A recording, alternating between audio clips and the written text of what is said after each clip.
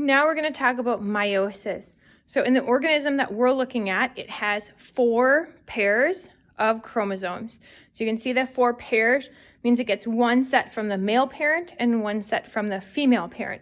And we just looked at why this cell like this can't be combined with another similar cell like a sperm cell with 8 chromosomes, because if you combine the 8 from the sperm and the 8 that already exist here with the cell, we would combine them and we'd have 16, when this organism should really only have 8. So we said that we need to get to a process where we have half of these cells. So 1N haploid. We want half, or 1 set of each of the chromosomes. Remember earlier we looked at a karyotype and we numbered these chromosomes based on size. So chromosome 1, chromosome 2, chromosome 3, chromosome 4. That's how I'm going to refer to them. So again, we need a process to cut this number down to only 4. Just like in mitosis, the first step is actually to make a copy of these. So we're going to make a copy of the sister chromatid. So we're going to have copy of cell 1 from the dad, chromosome 1 from the dad, chromosome 1 from the mom, chromosome 2, a copy of it, okay, copy of it. And remember that those centromeres help them to hang on to each other. Oops, wrong one there. Okay, and then a copy of chromosome 3 from the mom and 3 from the dad. I think I mismatched those, so that's 3. This is 2. Stay together. Actual centromeres do a much better job than my centromeres. Little proteins, and if it's a protein, that means that your cell has a recipe for it. So on one of these chromosomes is a recipe for how to make centromeres. Perhaps my cell doesn't make very good centromeres. Perhaps that set of instructions, that gene, doesn't work out very well. All right, so there we are. We have a cell that has made a copy of each of the chromosomes, just like we did in mitosis during interphase. So before mitosis, when we looked at the mitosis process in an earlier video. So we've made a copy of the DNA. Well, that seems like that didn't help us at all. It seems like it went in the complete opposite direction, because now we have 16 chromosomes, a copy of everything, and we were supposed to be trying to get down to 4 chromosomes, half, or haploid, right? Or 1 set, but that's okay. So what the cell does first is, remember in the phases of mitosis, it has prophase, metaphase, anaphase, and telophase.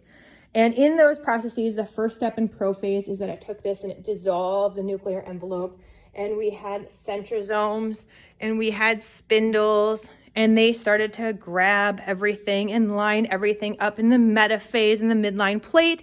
And then in anaphase, they started to pull away, and in telophase, it started to pinch in, and then cytokinesis, and we had 2 new cells. Well, this process starts out very similar to that, but this time, instead of lining these up and just dealing with them as if it didn't matter where these chromosome 1s were on the midline, now in the end, we know that the new egg cell or the sperm cell has to have exactly one of any of these 4. Remember, the original cell started with 1 from the dad, 1 from the mom, and we want the new cell to have 1 of those copies. We don't care which one, okay, it's gonna be completely random, but the cell can't get that messed up. So the cell takes and lines up all 4, both pairs of sister chromatids. Remember, a sister chromatid is like this. The sisters are identical copies. So it's going to line up both pairs of those and put those in a cluster. So that's going to be the first step in prophase 1. Meiosis, you're going to see, does this PMAT, prophase, metaphase, anaphase, telophase, twice. You'll see that in a moment. Again, for clarity's sake, we're going to move the centrosomes out and the spindles out, lining these homologous pairs. Homologous meaning same, they're all the same chromosome, so same chromosome 4 here, chromosome 3, chromosome 2, chromosome 1. So they're all the same homologous pairs, the same pairs. All right, so still the spindles and the microtubules, move those all to the midline plate.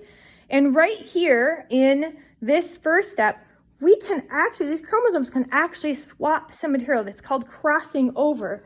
And so anywhere there might be a gene break, let's say there's a break between the insulin gene and a neighboring gene, they can kind of break off and swap over. And so you can see that here, that's happened here. There's a gene break in this chromosome and they kind of crossed over. And that means that all of these genes that came from the mom and all of the bottom genes that came from the mom have now switched places. So now we have a chromosome that is half the genes from the dad and half the genes from the mom. I think that that's pretty cool that this crossing over phase happens. That way, when we pass down material to the next generation, we're not passing down just a chromosome from the mom or just a chromosome from the dad. We might pass down a chromosome that's all mixed up, parts of it from the mom and parts of it from the dad. So we're going to take this crossed over pair. Now it's still a tetrad, it's still a group of 4, but it has experienced crossing over. So we're going to do that with each of these. So each of our tetrads have now experienced some crossing over. And they are in metaphase, they're on the midline, metaphase 1. They're ready to do their first split. So they're going to pull apart. Remember the spindles and the microtubules, start to pull them out. Pull them away towards the poles. That's anaphase 1. This is the first round. All right, so they're going to go through that. They're going to start to pull away. And then during telophase, the cell starts to elongate. And the chromosomes pull further away, okay, into 2. It's starting to create 2, telophase 2, starting to pull apart. And then we have cytokinesis, and they'll split apart. All right, so far so good. We did one split. But really, the only thing that we ended up with is we still have 8 chromosomes here and 8 chromosomes here. The advantage is that we've had some crossing over and some diversity, but it doesn't really matter because we still have basically identical cells as we started with at the beginning. And if you add another sperm cell with 8, we still are back up to 16. And remember, the end result has to be 8 total. So we need to get this down to 4. So this cell is going to go through that mitosis phase again, PMAT, prophase, metaphase, anaphase, telophase, again. So we call that prophase 2, metaphase 2, anaphase 2, and telophase 2. So remember, prophase is getting ready, getting the spindles and the centrosomes. Metaphase is lining up in the middle. So here they go, they line up in the middle. We're going to do this to both of the both of the cells.